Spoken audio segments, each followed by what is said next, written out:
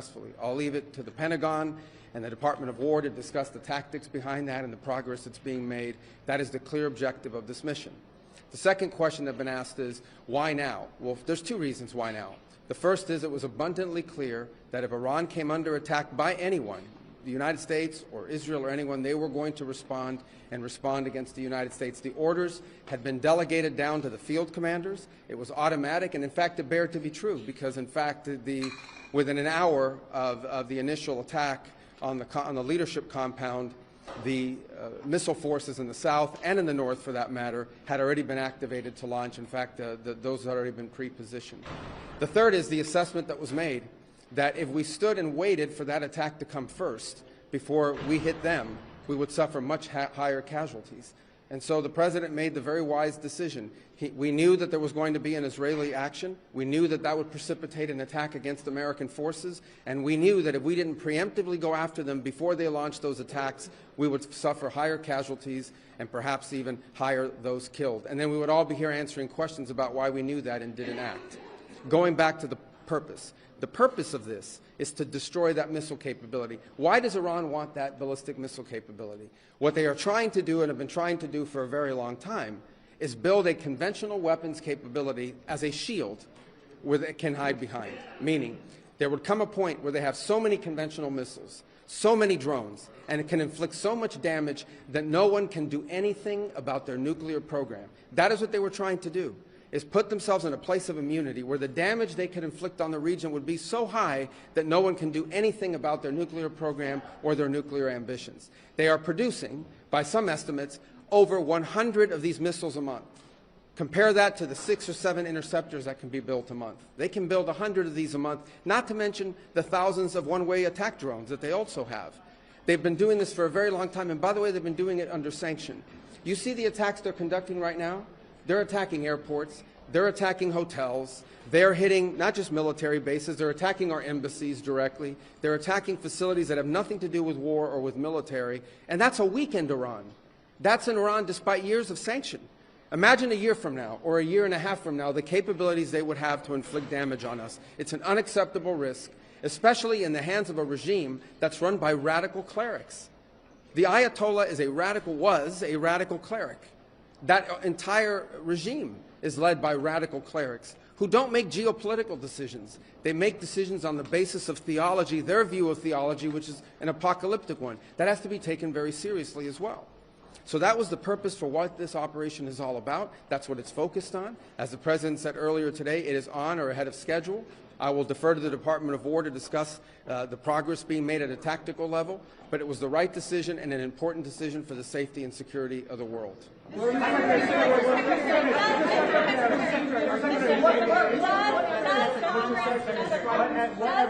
have to weigh in? Does Congress have to weigh in? Is the President declaring war, and does Congress have to weigh in? And was there an imminent threat? Did you tell lawmakers that there was an imminent threat? There absolutely was an imminent threat, and the imminent threat was that we knew that if Iran was attacked, and we believed they would be attacked, that they would immediately come after us. And we were not going to sit there and absorb a blow before we responded, because the Department of War assessed that if we did that, if we waited for them to hit us first after they were attacked, and by someone else, Israel attacked them, they hit us first, and we waited for them to hit us, we would suffer more casualties and more deaths. We went proactively in a defensive way to prevent them from inflicting higher damage. Had we not done so, there would have been hearings on Capitol Hill about how we knew that this was going to happen and we didn't act preemptively to prevent more casualties and more loss of life. The U.S. was forced to strike because of an impending Israeli action? No, let me two things I would say. Number one is, no matter what, ultimately this operation needed to happen. That's the question of why now. But this operation needed to happen because Iran in about a year or a year and a half would cross the line of immunity, meaning they would have so many short-range missiles, so many drones, that no one could do anything about it because they could hold the whole world hostage. Look at the damage they're doing now. And this is a weakened Iran. Imagine a year from now. So that had to happen. Obviously, we were aware of Israeli intentions and understood what that would mean for us, and we had to be prepared to act as a result of it. But this had to happen no matter what. Secretary, President Trump said overnight that his top choices to now run Iran were killed in the strikes. Does the United States have a firm plan for how they intend to handle this power vacuum in Iran to ensure that an Iranian hardliner does not take power? So two things, and two things can be true. Number one is our mission and our focus is the destruction of their ballistic missile capabilities and their ability to manufacture them, as well as the threat posed by their Navy to global shipping. That's our objective. That said, we would not mind, we would not be heartbroken, and we hope that the Iranian people can overthrow this government and establish a new future for that country. We would love for that to be possible. But the objective of this mission is the destruction of their ballistic missile capabilities and of their naval capabilities. How do the United States, Mr. Secretary, Yep. Mr. Secretary, so are you saying, based on that, are you saying that there is no responsibility, no plan for the U.S. to at least play a role in whatever government comes next? We might. We'll see how circumstances play out. But I'm telling you what the objectives of this operation are. The objectives of this operation are to destroy their ballistic missile capability and make sure they can't rebuild it, and make sure that they can't hide behind that to have a nuclear program. That's the objective of the mission. That said, abundantly clear, we would love for there to be an Iran that's not governed by radical Shia clerics. As I've said myself repeatedly for years, the leadership of that country does not reflect the people of Iran, and I think that's been pretty apparent in the protests that you've seen. If there's something we can do to help them down the road, we'd obviously be open to it, but that's not the objective. The objective of this mission is the destruction of their ballistic missile capability. Regime change has not gone well for the United States. The what now? Regime change has not gone well for the United States for many, many decades. How do you assure the American public that things will not get worse for the next regime that comes in there and replaces the actual? We would love to see this regime be replaced. And ultimately, as the President has said, Well, he calls... No, but let me finish my answer. As the President has said, he would love for the people of Iran to use this as an opportunity to rise up and remove these leaders. They've been wanting to remove them from a long time. We've seen successive waves of protests, and we've seen them slaughter people. Okay? But the objective of this mission is to make sure they don't have these weapons that can threaten us and our allies in the region. That's why we're doing what we're doing now. And while we would love to see a new regime, the bottom line is no matter who governs that country a year from now, they're not going to have these ballistic missiles and they're not going to have these drones to threaten us. That's the objective of this mission, is to deny them the ability to use ballistic missiles to threaten their neighbors, to threaten our bases, to threaten our presence in the region, and ultimately as a shield behind which they can do whatever they want with their nuclear weapons ambition. We were not going to let them hide behind that, and that's why this was such a critical mission to undertake now while they were at their weakest point, and not a year from now where they could inflict even more damage and perhaps already be behind that point of immunity. Go right here behind. Go ahead, you and then you. Yes. Your critics in Congress have said that they should have a role, they should be able to weigh in here, and there are going to be war powers resolutions votes in Congress later this week. Why not notify Congress ahead of this, and does Congress... Well, we did. We notified Congress. I mean, we notified the Gang of Eight. We notified congressional leadership. There's no law that requires us to do that. The law says we have to notify them 48 hours after beginning hostilities. We've done that. I think the notification went today. But we did notify members of Congress in advance. But we can't notify 535 members of Congress. And, well, the Congress can vote on whatever they want, but there's no law that requires us to do that. And I want to say something because I see people on TV. Look, that's fine. If they want to take a war powers vote, they can do that. They've done that. They've done that a bunch of times. But there's no, people keep saying that there's no law that requires the president to have done anything with regards to this. To begin with, no presidential administration has ever accepted the War Powers Act as constitutional. Not Republican presidents, not Democratic presidents. That said, we have followed the notification at 48 hours, and we're here today. I've done more Gang of Eight briefings than I got in the 4 years that Biden was president and I was a member of the Gang of Eight. All of that said, we've complied with the law 100%.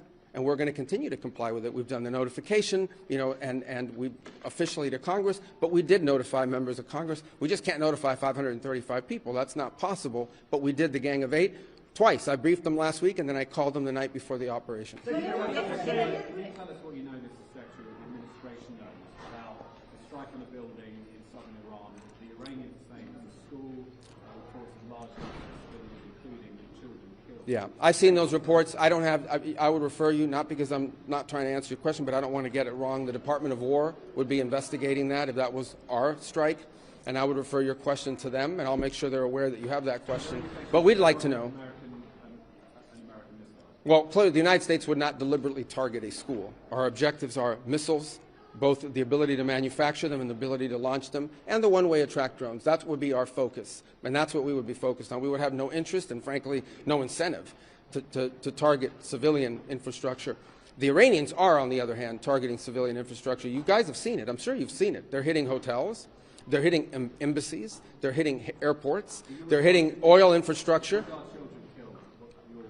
Well, it'd be very tragic, but I can't speak to the details behind it because I just don't have it. It would be a tragic outcome if it's happened. I don't have the details as to what led to it. But what is clear is that the United States would not deliberately target a school. They are, on the other hand, deliberately targeting civilians, as you've seen, because you know why? They are a terroristic regime. They sponsor terrorism and they participate in terrorism. What's your message to Americans who are concerned about rising energy prices given the spiking of oil prices today? Yes, and we knew that going in would be a factor, and so we have a program in place that will begin to be implemented by Secretary Wright, Secretary Bessent. We talked about it last night, again, about this program. We talked this morning, and starting tomorrow you will see us rolling out those phases to try to mitigate against that. Obviously, markets are going to be reacting to news about what's happening. And again, a reminder, think about it, okay? This terroristic regime, led by radical clerics, has the ability, potentially, to shut off 20% of global energy. That's the kind of leverage they have because of their Navy. We're going to destroy their Navy. But there is a plan in place. We anticipated this could be an issue, and Secretary Wright and Bessent will begin to roll out those steps starting tomorrow to mitigate against the impact that could have. What time? I got to do this briefing, so I got a couple more. Yeah. Do you anticipate putting boots on the ground, and how long do you anticipate the conflict to last? Well, we don't. Let me say two things about it. Number one, the president always has the options to undertake whatever operations he decides to do as the commander-in-chief. That said, we believe the objective that we have set for this mission, which is the destruction of their ballistic missile capabilities, both launch capability and manufacturing, can be achieved without ground forces. Right now, we're not postured for ground forces, but obviously the president has those options. He's never going to rule out anything. But right now, our focus is on the destruction of their ballistic missile launchers, their ballistic missile stockpiles, and their ballistic missile manufacturing capability, as well as their one-way attract drones and their Navy, because of the threat it poses to global shipping. How long is Right, I can only do one more. Right there in the middle. Yes, sir. Is there a diplomatic exchange going on right now between U.S. and Iran? Any exchanges whatsoever outside of No, not at this time. I mean, look, we always have people that reach out from inside of governments. You don't know if they're authorized to reach out or not. They're suffering a tremendous amount of damage. Honestly, again, I'm not going to give away the details of our tactical efforts, but the hardest hits are yet to come from the U.S. military. The next phase will be even more punishing on Iran than it is right now. Someone was screaming, how long will it take? I don't know how long it'll take. We have objectives. We will do this as long as it takes to achieve those objectives, and we will achieve those objectives. The world will be a safer place when we're done with this operation. All right? Thank you, guys. Thank you.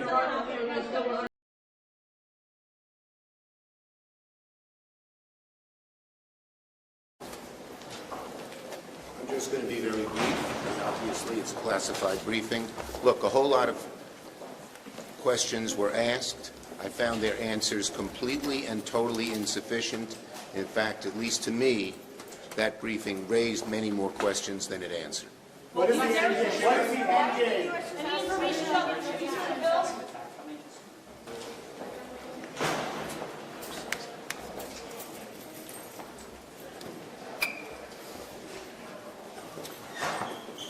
Good afternoon, everybody.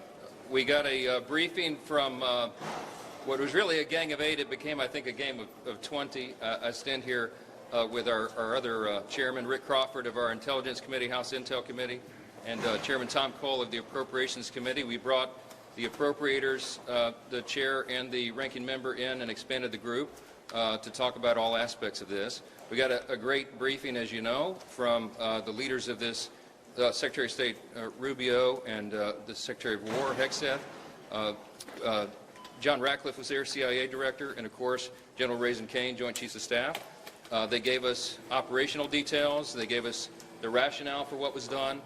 And I was very satisfied with the briefing. It follows up on the original Gang of 8 briefing that we had more than a week ago, several days before the Operation Epic Fury began. I was satisfied at that time. I had, as I can speak for myself, as the leader of the legislative branch, the Speaker of the House, I had multiple follow-ups with the Secretary of State. I spoke with the President about it multiple times, and that was in advance of the operation, and we knew what was happening. I think there are two critical points that I just want to emphasize. The non-classified summary of what has happened here. First of all, to me, the most critical point is that this was a defensive measure, a defensive operation. And why is that? I took some notes, and this is not classified, so I'll tell you what I think is important. Israel was determined to act in their own defense here, with or without American support. Why? Because Israel faced what they deemed to be an existential threat. Iran was building missiles at a radical and a rapid clip to the point where our allies in the region could not keep up. As you know, Iran has long vowed to take out Israel, wipe it off the map, and they have long seen that as a critical threat to their very existence. Because Israel was determined to act, with or without the U.S., our Commander-in-Chief and the administration and the officials I just named had a very difficult decision to make.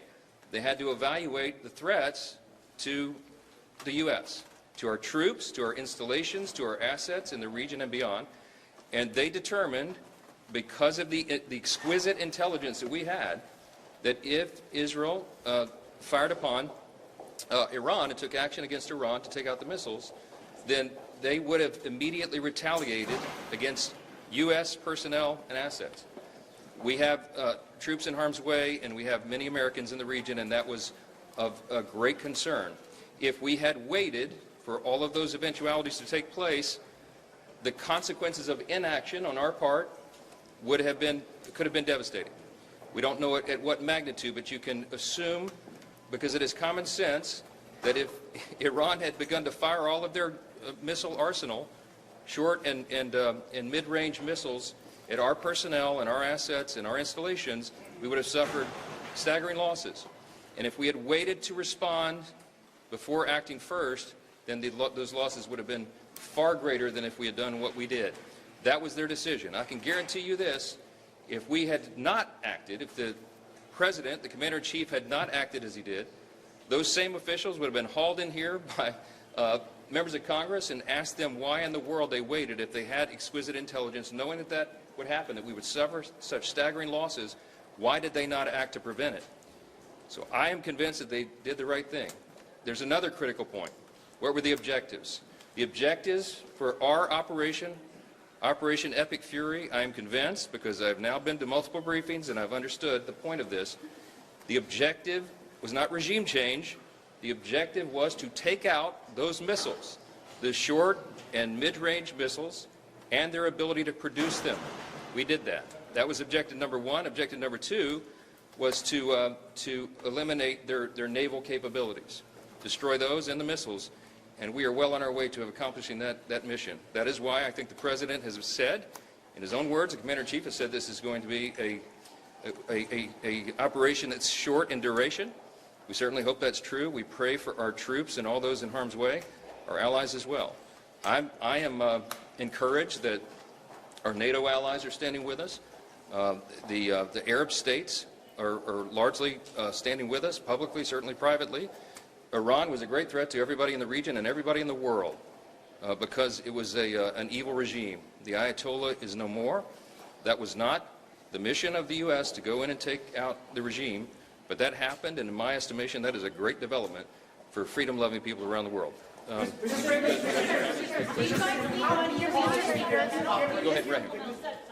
Yes. Do you guys discuss the need for supplemental to get some new munitions and other things that our military might need?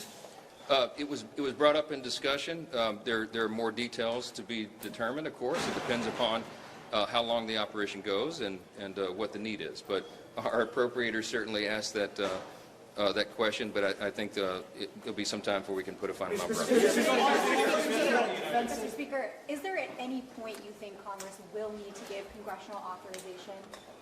So, you know my background. I'm a constitutional law attorney. I'm a jealous guardian of Article 1 in the legislative branch. My understanding of the law, and has always been, and this is the tradition and the way the law has been used and observed over many decades, the President was acting well within his authority.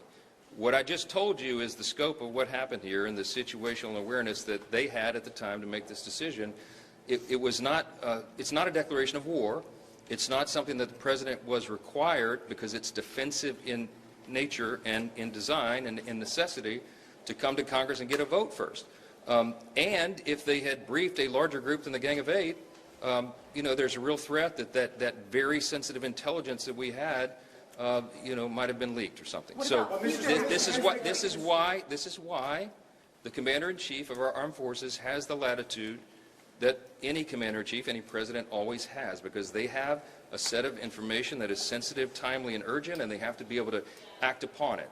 They did that. Now, there are, as you know, under our system, there are timetables that are involved here, but I think the idea that we would move a War Powers Act vote right now, I mean, it will be forced to the floor, but the idea that we would take the ability of our Commander-in-Chief, the President, take his authority away right now to finish this job is a frightening prospect to me. It's dangerous, and I am certainly hopeful, and I believe we do have the votes to put it down.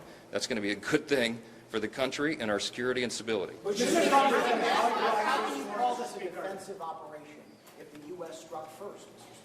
The U.S. struck in a defensive posture if we knew for a fact. Wait a minute. Let me answer the question. I thought I just did answer that question. If we knew for a fact that Israel was going to move, Iran was going to respond, and Iran was going to strike not just Israel, but the U.S. Remember, we're the great Satan, as they always say. Israel's the little Satan, okay? That they would act. We knew that intelligence. There was a name for the plan. We had all the information, all the intelligence. I'm not going to tell you how we knew that, but we did. We have the greatest intelligence operation in the world and the greatest military. And we had an obligation and responsibility to use it to protect our interest, our people first, our troops, and our personnel and our assets. That is an America First objective. That is the objective of the country. The first responsibility of the federal government is to protect the country and its interests, and that's what we did here. I don't know how it's Congress has the authority to declare war. Shouldn't it have authorized this war? In my view, right now, our military and the Commander-in-Chief, he is presiding over the completion of an operation that was limited in scope, limited in its objective, and absolutely necessary for our defense. I think that operation will be wound up quickly. By God's grace, it will. That is our prayer for everybody involved, our troops and everyone else. And, of course, for the people of Iran, who are now rising up euphorically to have a chance for freedom, to have an evil, murderous regime removed. It is a great thing and a great time in history, and we're proud to be a part of it. Mr. Speaker, this is on the ground. The scope may have been limited, but the retaliation is not. Are you saying that the United States of America couldn't have gone to Israel to hold that, or that we had to react to it? Obviously, I've got a slightly different take. Let me start with acknowledgement of the 4 American soldiers who've been lost. 6 now. 6 American soldiers who've been lost, and the expectation that more will be lost. Let me also indicate that the demise of the Iranian leadership, I shed no tears for. Let's also be clear.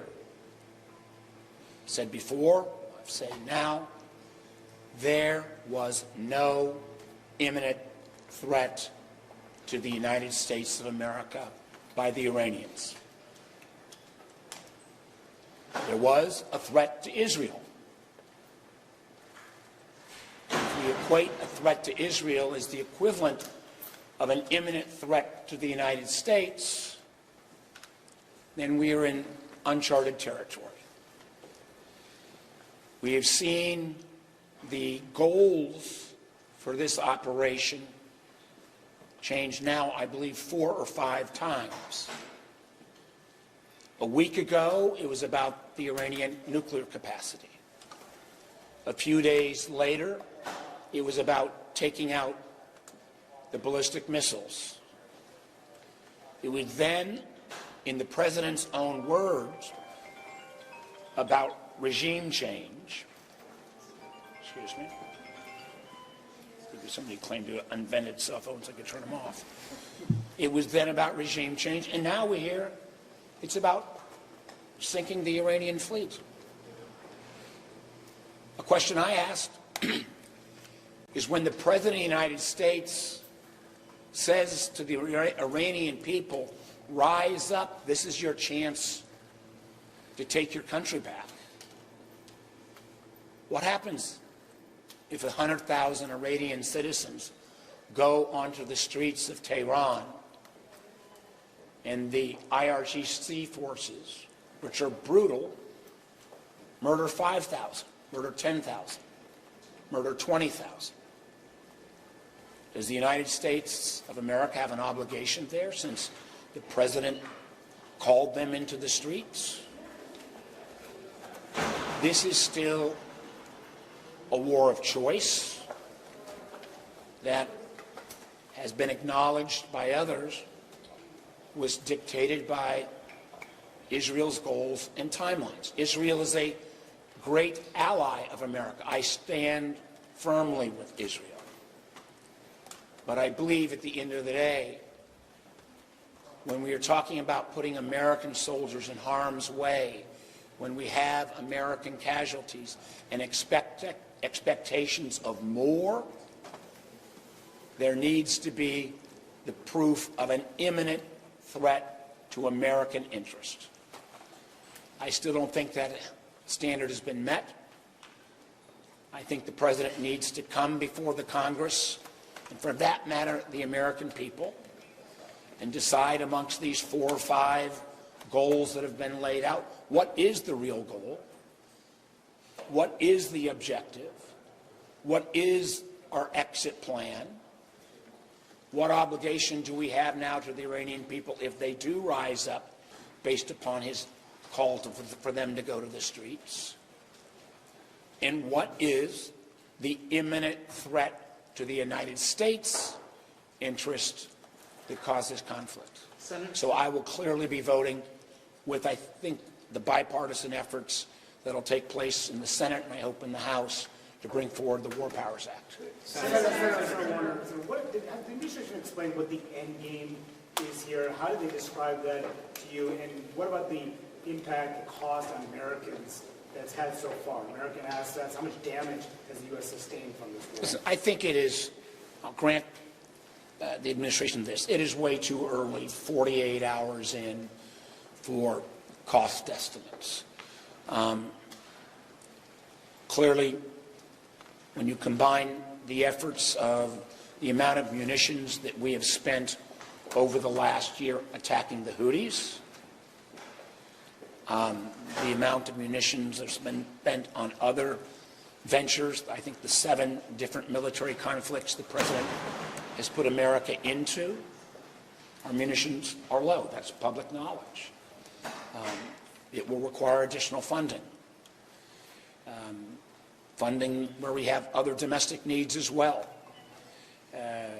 In terms of the end game, you know, I've heard 5 different rationales for what our goal, like 5, nuclear, the missiles, regime change, sinking of the Iranian fleet, at least 4 different goals in the last 8 or 9 days. I'm not sure which of those goals, if met, means that we're at an end game. Senator, can I ask you, looking back over the last year, all the times that Congress had a chance to weigh in, or the administration was acting, whether it's in Venezuela or other places, or even in Iran previously, looking back, do you feel like Congress has missed its moment here? Is it basically irrelevant when it comes to declaring war, or is there something that can be done? So far, Congress has been totally irrelevant, because we've not used our power.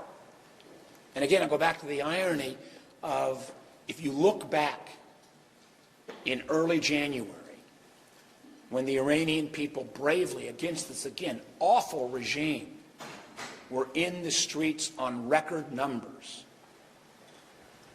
you could have actually made a case then that taking a strike towards the IRGC might have pushed the people forward and the regime to crumble.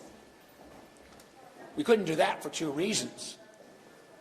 Because the military capability that we would normally have in the region, the aircraft carrier Ford was off the coast of Venezuela on another one of the president's military follies, and the ability for us to bring our European allies to bear helping us, who have diplomatic presence still with Iran, they were appropriately distracted because of the president's folly about Greenland. So I might not have agreed with an action then, but at least there was a logic to that moment in time. Now, it appears that the timeline is not being driven by American imminent security concerns, but by others. Senator. A while ago, the State Department urged Americans living in 14 countries in the Middle East to leave as soon as possible. Pardon me, say that again. A little while ago, the State Department urged Americans living in 14 Middle Eastern countries to leave as soon as possible so whatever commercial transportation is still available. Obviously, thousands of flights have already been canceled, more than any time since the start of the pandemic. What does that say to you about the planning for this? Well, it says that, if this was being driven by imminent security threats from Iran against America, we would have, I think, had better planning. And the irony of this, as well, many times, as we know, when an American president takes an action, it's often in reaction to, and then he or she has to act because of the moment in time. This has been something that has been building up for months on end as this armada has come together. And the idea that there is then not a constitutional responsibility for the president to come to Congress after he's built up this fleet, and now, not my words, his words, launched a war against Iran. Anyone who argues otherwise hasn't read the Constitution. Senator, would the state have warned Americans abroad sooner?